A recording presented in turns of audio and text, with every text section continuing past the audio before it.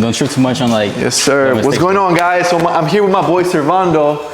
He's been a good friend of mine for quite some time now. We were able to get to know each other because he's also a car flipper, and he's been selling cars for a very long time.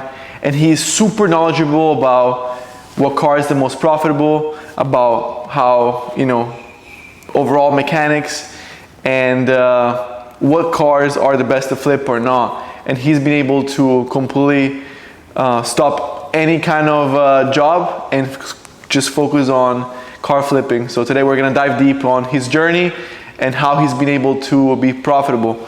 So tell us a little bit about what kind of business or job you were doing before starting car flipping. Yeah, of course. So my name is Servando, like you heard. Me and my guy Leo, we're both into flipping cars. I've been doing it for about a year and a half now. I started with a little 2004 Toyota RAV4, and I've flipped that into about 50K in cars, you know. That's the most I've had at one point. Guys, you heard that? He started with a RAV4 and he brought himself up to $50,000 in cars. You know, flipping cars can honestly change your life, but you really have to know what you're doing. And I'm sure that, you know, there's wins. With the wins, it comes losses. So what have you seen? What are some of your biggest wins and biggest losses in this business? Like, what are the cars that made you the most money and made you lose the most money?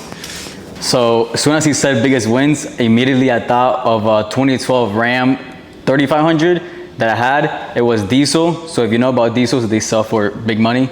That one I bought, it crashed. It was still clean title though, because it never got reported, you know, into the whole insurance thing. And that one was crashed. I had my guy. One very important thing about this business is having contacts, so you get the best service the fastest possible and stay profitable. I had my guy fix that truck for me, and I bought it for $9,000. I was in it for 12 and a half, and I sold it for 20K. And I drove it for like a whole month, enjoying it, and I still made a good bit of money, you know. So that was like $8,500, right? $8,500. $8,500, guys. Look at that. Yeah. And yeah, diesel trucks, they sell really good. So, damn, that's a lot of money, bro. So how much, let's say, what other cars have you seen being that profitable other than trucks and diesels? There's money in it in pretty much anything, you know. It's more about not really the car, but the purchase price, you know. The most important part is you make your money at the purchase, you know. That's what's gonna determine how profitable you are. Facts. Yeah. Of course, you know, every day when we go to the auction, the most important thing is your buying price. If you buy right, you will sell right. You don't make your money when you sell the car, you make your money when you buy it. That's an old saying that is true, you know. Also, as he said, he mentioned that you gotta have context, you gotta be resourceful. So what does that mean? What does being resourceful mean?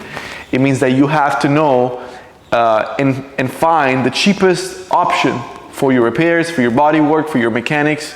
So at that point, you can be as profitable as you can. Also, the huge and most important part about this business is knowing about the condition of the car and how much it's gonna take you to bring it into the perfect selling price that you're aiming for. So let's say that we're talking about this Dodge Charger Scat Pack, right? And I bought it for 20K, for example. Maybe I did, maybe I didn't, I don't know. But let's say that we buy for 20K and we gotta fix some stuff on the engine, and we gotta do some body work outside and paint it again. So you have to know in your head how much your guy is gonna charge you for each and everything. Because you can pay the car 20K, but then if you gotta put $10,000 in and put a new engine, a new transmission, and the body work is fucked up, and you don't know the right people, this business is not for you. You gotta literally go on a hunt to see who has the best prices and who is gonna be on your side. You gotta find people, and you gotta find a team that's gonna work with you, because the more work that you bring to somebody, the more that they can give you better prices. So you gotta create actual real connections and real human connection for you to leverage this business and make as much money as you can. Now, if he was to ask me what was my biggest flip, in this business is it brings me back last year it was February of last year. I bought a 2017 Dodge Charger Hellcat yellow. I bought it for $35,000 at the auction, and I sold it a week later for $45,000. So I made That's a big jump. Yeah, $10,000 on that Appreciate one. And it's funny because it was just like this one. This is a Scat Pack, but it was just like this one. And 2017 also. This is also 2017. And as soon as I saw the yellow, it brought me back to that flip. So I'm trying to do the same thing over here. Hopefully we can make the same amount of money. But yeah, that was one of them. Now let's talk about losses, because with the wins we have the losses. What was one of the losses? I mean, I've never really had many losses, but I had a few. But let's see yours. Before we speak on that, I wanted to add a little bit about what you said about finding people and all that. You know, it is really important to have the right people, but starting off, don't get too like in the mix about finding the wrong people, because that's part of the process. Before you find one good person, you're gonna deal with 3 probably at least bad people, you know, or like that didn't perform to the level you wanted them to. So it takes time to really get established in this business. So be ready to take losses at first. You know, that's part of it. I feel like. Yeah, you know, you gotta have a vision. You're gonna bring the car to a body guy that's gonna do a work that's not in your mind outstanding. So you gotta keep on trying and keep on researching and look at the people that are gonna bring the best quality work for the best price. You know, sometimes it's good to pay a little more.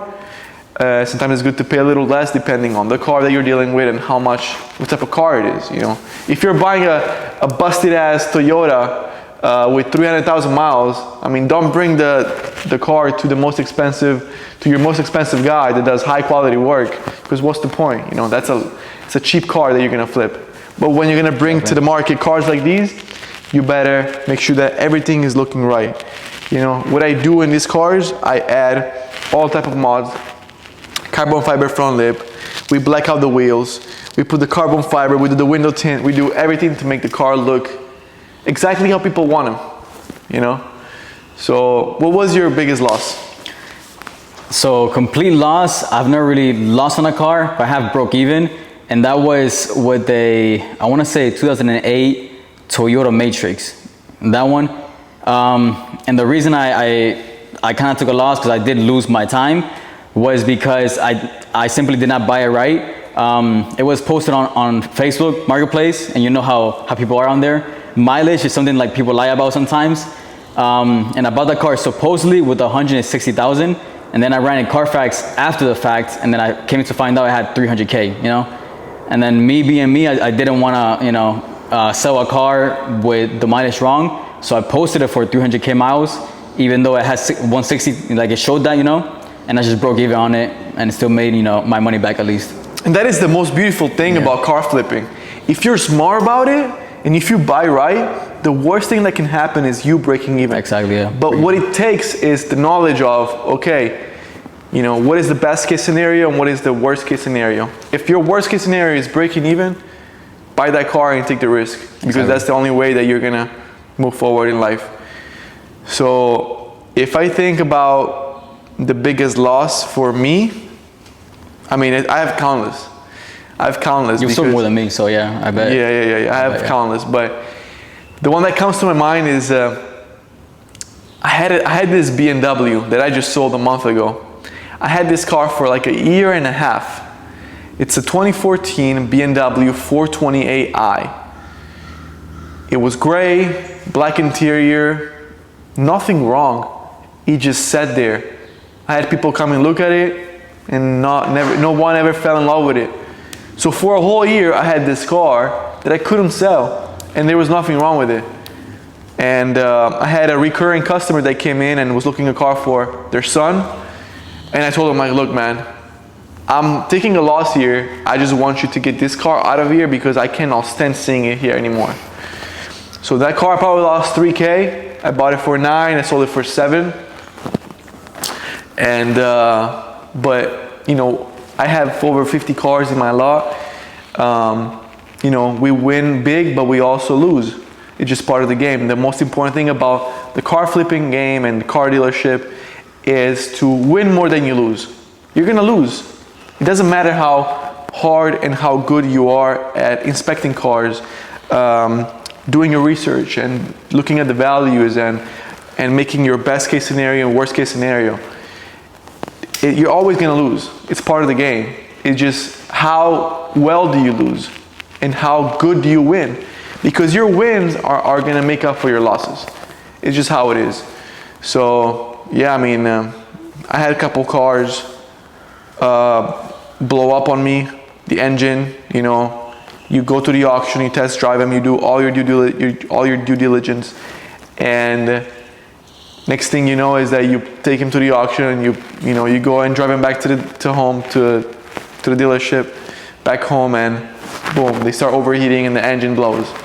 So that's just gonna happen. It's a numbers game. If you buy 200 cars a year, like me, even more, it's gonna happen.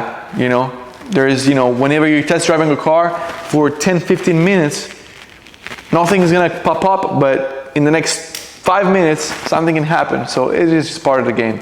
There's nothing that you can do about it. Now, I wanted to ask him, what is your current strategy as far as buying a car? How do you buy the car? Like, guide us through the process of how do you buy the car and how do you sell it? How do you tell if a good deal is a good deal? How do you tell if a bad deal is a bad deal? Like, tell me, like, when you wake up, what is your process on buying a car and selling and making sure that you're making the most money? Okay, so pretty much when I wake up, I hop on Craigslist, Facebook Marketplace as well, and should hit like refresh over and over again, because good deals fly and they get posted every day. So if you're really on your stuff and looking daily, really, really good deals pop up. You should have to be in the right place at the right time, And yeah, my way that I go about it to buy them is simply buying it at the right price where I know worst case scenario, I can break even.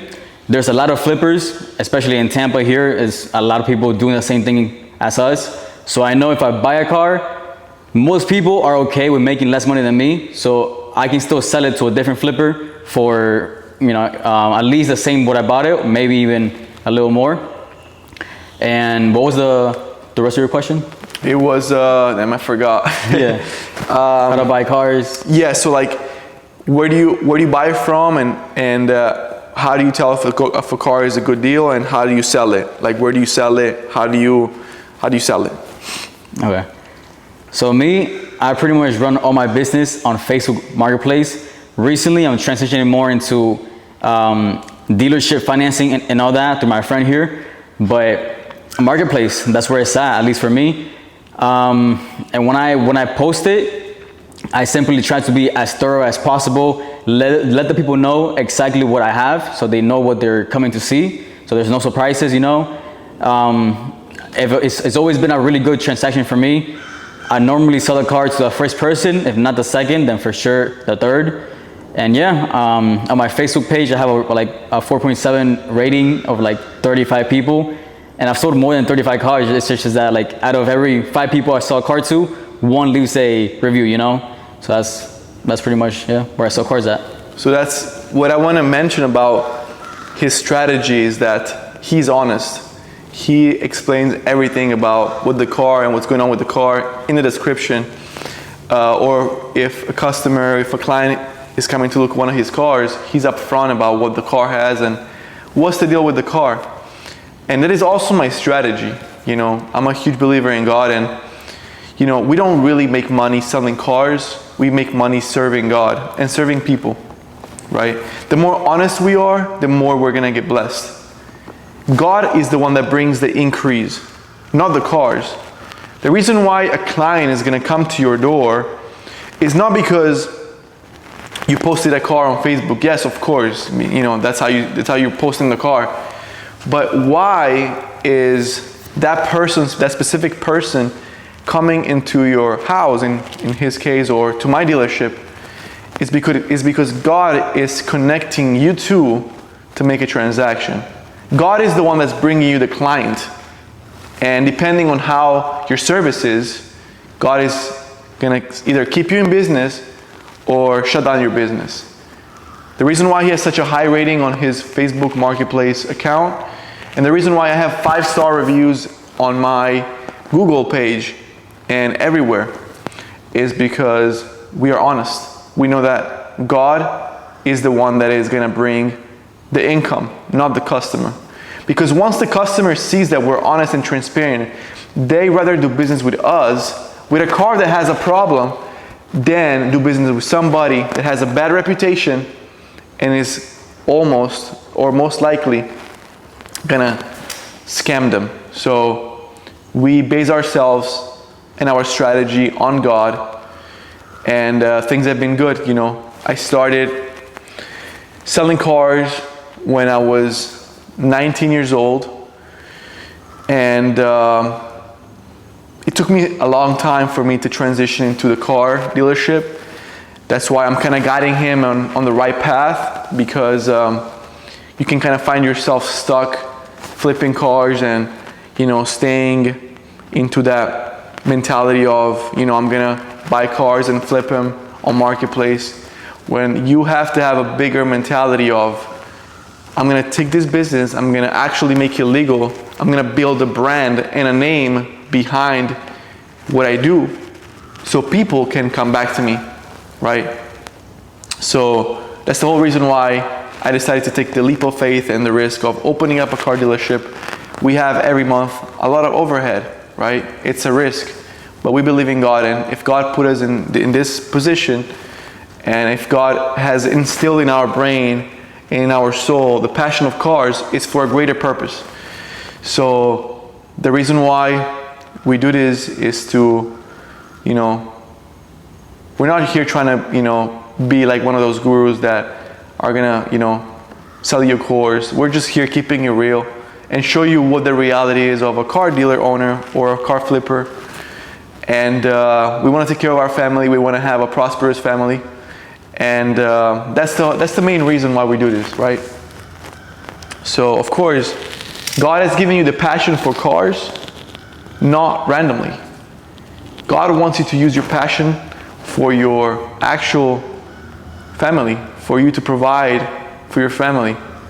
And once you understand that and you run your business with God by your side, even if you buy a bad car, your honesty is what's going to keep you profitable. Your honesty is what's going to keep you in business, and your honesty is what's going to keep bringing business back to you, because people can sense authenticity. When you are authentic, people can see that and are more likely to do business with you than a big corporation that is soulless, that is just after the money, you know.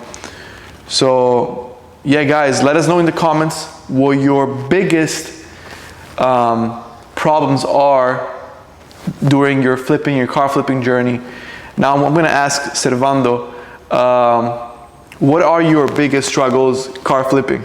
Like, what are your, like, have you ever encountered a wall where you're like, what should I do? Like, why this month am I not making the money that I'm looking to make? Like, what have your struggles been so far? Yeah, definitely. I'd say my biggest struggle is trying to do everything myself. That's something that me and Leo here are very different in, because we're in completely different parts of our journey, you know. I'm more in the still like starting out phase, where I handle pretty much everything. I'm the mechanic, the body man, pretty much everything, you know. And there was a limit to how much I can handle. You know, I can only do so many cars, doing everything myself. And that was my biggest cap, you know. So I had to start branching out, looking for people to help me.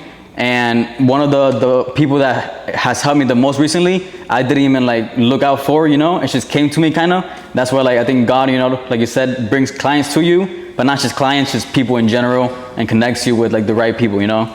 And me and Leo here, man, ever since I got with him, it's just like we clicked, and I feel like I can just work a lot more, especially late at night, because we have like a friendly competition going on, you know. I think like he kind of feeds off my passion and my energy, and I do the same from him. Just seeing him go hard makes me want to go harder. And you know, I think I'm learning how to branch out, and I've been able to fix that cap that I used to have through having our own body man, through having a mechanic, you know. And yeah, through that, I think I'm gonna be able to get ahead and do more cars, you know. Oh yeah, bro. Yeah. Yes, sir. Yeah, God has definitely make us cross paths for a reason. And yeah, I've been trying to tell Servando to not do everything himself, because bro, if he could just have enough time to flip and swap an engine, bro, he would. So I told him, bro, just get a little better car instead of putting yourself into projects that then you cannot get yourself out of, you know? Yeah, yeah. So yeah, you know, it was hard for me, but I had to seek out for a mentor. Shout out to Jordan at Premier Auto Lounge if you're watching this video. I know you helped me a lot. Also shout out to Yazin at Cars of Tampa. Yazin. All right, sorry guys, but the camera died. But what I was saying is shout out to Yazin at Cars of Tampa and Martin for helping me out build this. If it wasn't for them, I don't think I would have made it. That's why you need a mentor. You need to find somebody that's gonna guide you along the way. And hopefully these videos are good enough for you to get a sense of what it feels like to be a car dealership owner, and if that's for you. Because what I believe in is whatever you end up selling, whatever business you're gonna start, you have to be passionate about. Every business has its ups and downs, and depending on how much you love the product that you're selling, customers are gonna see that. And if you're going through the motion of the ups and downs, and you find yourself with a bad month or a bad year, what's gonna keep you accountable and never give up? It's your passion. So pursue your passion, and you're gonna make it, because that's why God instilled that passion in your soul, and it's for a reason. Now, Silvano, do you think are you passionate about cars, or are you just doing it for the money? Man, cars is the one thing I can talk about all day. Like, many times it's been where a customer comes to buy a car, and we end up just talking about the car for like half an hour, just, you know, hanging out basically. It's not really like a sale. They just come, we talk, socialize a little bit, and yeah, cars is the one thing I can talk about pretty much all day, you know. It's a passion for sure, yeah. So what is your what is your plan now? Where do you see yourself in the next few years? Like, if you had to think of where do you want to bring your car flipping to? Like, what's your goal? I think I've learned pretty much all the basics, you know. It's good to know like a little bit of mechanical, a little bit of like body work, sales, this and that. It's good to have all the basics down, because say, you know, I'm working with a new mechanic or a new body man, nobody can really like try to run game on me, you know. Like, I know when people are like trying to lie to me or like do anything that's not right. So my goal now is just to scale, you know. I think I have the basics down, and we gotta take this place, you know, and scale it to the moon. Yeah. Oh yeah. So what guys, what we're gonna do, we're gonna guide you guys in the whole process on buying a car, fixing it, reselling it, so you guys can see and get a sense of what it is to make money in this business. And hopefully you guys, in this video that you guys are watching, is enough for you and motivate you to start your car flipping journey, or even your car dealership journey. We're here to help you. So if you guys have any big struggle in this business, in the car flipping industry, go and leave us a comment and we'll get back to you. Thank you, Servan, for being here. Of course, man. And big things on the way. Let's go. Sure.